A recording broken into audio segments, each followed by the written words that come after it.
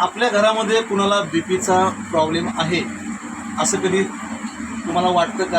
आणि गेल्यानंतर हॉस्पिटलमध्ये बीपी चेक केल्यानंतर बीपीची गोळी सुरू झालेली आहे असं तुमच्या घरी कोण आहे का?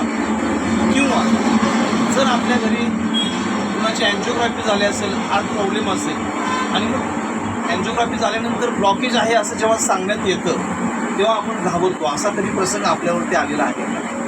अँजिओप्लास्टी केलेलं आहे, बायपास केलेलं आहे, पण तरीसुद्धा हार्ट प्रॉब्लेम आपल्याला पुन्हा पुन्हा जाणवतो. असं तुमच्या आसपास कुठं घडतं का? असं जर घडत असेल किंवा तुम्हाला कधी हार्टचा प्रॉब्लेम येऊ नये, ब्लॉकेजचा प्रॉब्लेम येऊ नये असं जर वाटत असेल तर हा व्हिडिओ तुमच्यासाठी एक वरदान घेऊन येणार आहे.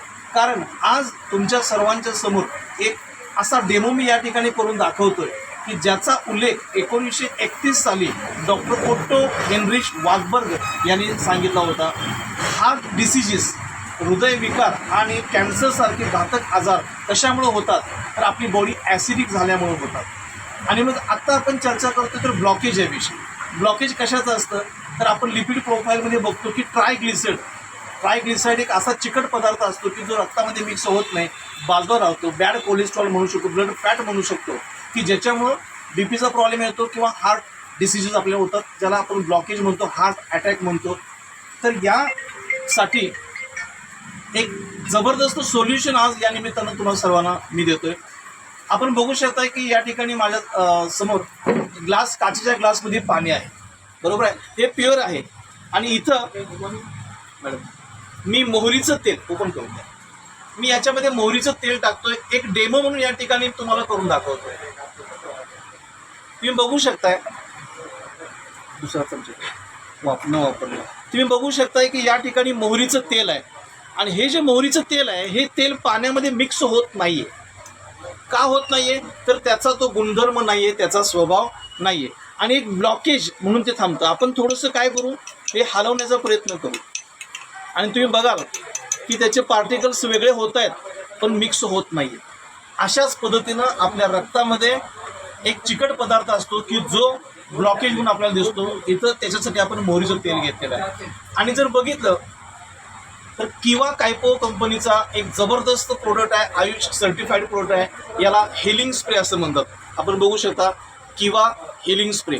तर या ठिकाणी हा जर स्प्रे आपण यूज केला तर काय होऊ शकेल? आपल्याला ब्लॉकेज असो किंवा नसो, पण आपण जर डेली याचा वापर केला तर आपल्याला कधी ब्लॉकेज होऊ शकत नाही. आणि ज्यांना ब्लॉकेज आहे असं माहिती आहे किंवा बीपीचा प्रॉब्लेम आहे त्या लोकांसाठी तर हे वरदान असतं. याचं कारण असं की हा स्प्रे 3 वेळा स्प्रे करून पाण्यातून, काचेच्या ग्लासमधून आपण पाणी घेऊन त्याच्यातून ते पाणी दिवसातून एकदा रोज सकाळी आपण घ्यायचं. तर त्याचा परिणाम काय होतो आता आपण पाहू. 3 वेळा मी या ठिकाणी स्प्रे करतो. तुम्ही निरीक्षण करू शकताय, हलवू नका. हे जे ब्लॉकेज आहे हे वितळायला सुरू झालेलं आहे. आपल्या शरीरामध्ये रक्तामध्ये आणि अवयवाच्या आजूबाजूला चरबी साठलेली असते.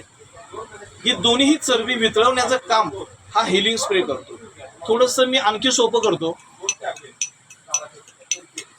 तुम्ही बघू शकताय जे मिक्स होत नव्हतं ते पूर्णपणे ब्लॉकेज काय झालेलं आहे या ठिकाणी मिक्स झालेलं आहे. आणि जर बघितलं तर जे ऑइली होतं त्याचं हे पाणी झालेलं आहे. अर्थात हे पुन्हा टॉयलेट थ्रू बाहेर जातं. आपल्याला कधीही हार्टचा प्रॉब्लेम येऊ शकत नाही. तर यासाठी हा किवा कंपनीचा हिलिंग स्प्रे काम करतो. आता आपण बघायचं की या हिलिंग स्प्रेनं नेमकं केलं काय. तर हा जो हिलिंग स्प्रे आहे हा पाण्याची जी pH लेवल आहे, असं ठेवलं, पाण्याची जी pH लेवल आहे ही पाण्याची pH लेवल 10.5 ते 11 करतो. म्हणजे आपली बॉडी ॲसिडिक करून अल्कलाईन करण्याचं काम हा हिलिंग स्प्रे करतो. आणि डॉक्टर ओट्टो ज्यांना नोबेल पारितोषिक मिळालेलं आहे त्यांचं असं स्टेटमेंट आहे की अल्कलाईन बॉडीमध्ये हार्ट डिसिजेस किंवा कॅन्सर राहू शकत नाही आहे. तेव्हा हा जो हिलिंग स्प्रे आहे हा आपली बॉडी अल्कलाईन ठेवतो, 10.5 pH मेंटेन करतो की ज्यामुळं ब्लॉकेजसारखं घातक आजारसुद्धा आपल्याला कव्हर करता येऊ शकतो. तेव्हा तुम्हाला सर्वांना विनंती आहे की हा व्हिडिओ तुम्ही ऐकत असाल तर नक्कीच हा प्रोडक्ट घेण्यासाठी केव्हाच्या डिस्ट्रीब्युटरशी आपण संपर्क साधू शकता आणि जनजागरण म्हणून, आयुर्वेदाचा प्रचार म्हणून जास्तीत जास्त लोकांच्यापर्यंत हा व्हिडिओ शेअर करू शकता. धन्यवाद.